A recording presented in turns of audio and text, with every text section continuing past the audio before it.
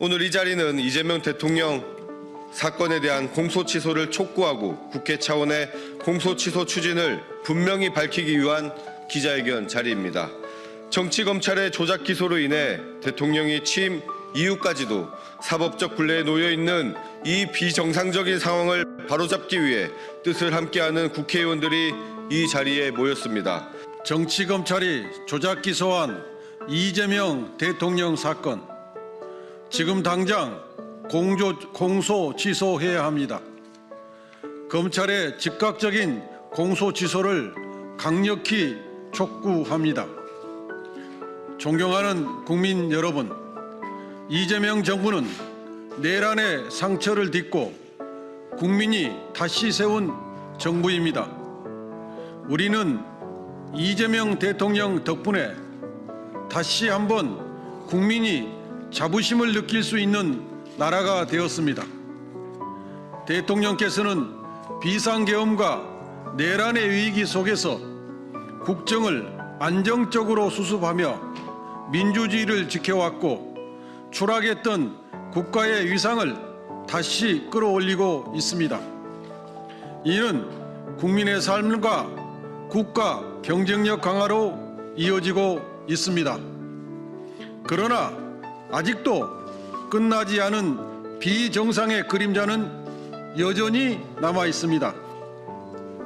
우리 대통령은 내란 우두머리 윤석열의 정치 보복으로 자행된 정치검찰의 조작 기소로 없는 죄를 뒤집어쓰게 되었습니다. 대통령 취임 이후 해당 사건들과 관련된 재판은 모두 중지된 상태입니다. 대통령 사건은 현재 대장동 사건, 대북 송금 사건, 위중교사 사건, 공직선거법 위반 등 총 8건입니다. 대통령이 당선돼서 재판이 중됐지만 조작 기소된 사건 자체가 사라진 것은 아닙니다. 없는 죄를 만들어 족쇄를 채워 대통령직을 수행하게 만드는 비정상적 상황이 지속되고 있습니다. 이재명 시장이 민간 사업자들과 결탁하지 않았다는 점을 스스로 입증한 명백한 증거입니다. 변호인단이 이를 근거로 무죄를 주장했을 때 정치검찰은 단 한마디도 반박하지 못했습니다. 정영학 역시 검찰이 예상 택지 분양가 엑셀 파일을 조작하고 조작된 자료를 근거로 허위 진술을 유도했다고 폭로했습니다. 대장동 사건은 조작 기소가 명백합니다. 쌍방울 대북 송금 사건은 또 어떻습니까?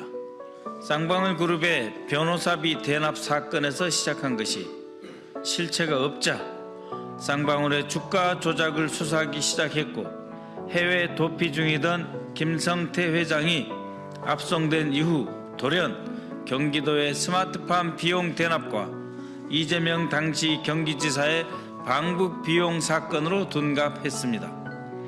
정치검찰이 이미 결론을 정해놓고 진술을 짜맞춘 전형적인 조작 수사입니다. 쌍방울 대북 송금 사건 역시 조작 기소가 아니라면 설명할 수 없습니다.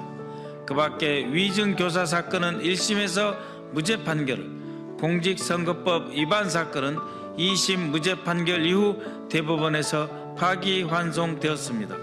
대통령 관련 모든 사건은 즉각 공소 취소되어야 합니다. 국가원수가 조작된 기소라는 족쇄를 찬 채 국정을 운영하는 것은 국정 전반에 불필요한 부담을 안길 뿐입니다. 대통령 사건의 공소 취소는 대한민국의 헌정 질서와 사법 정의를 바로 세우는 최소한의 조치입니다.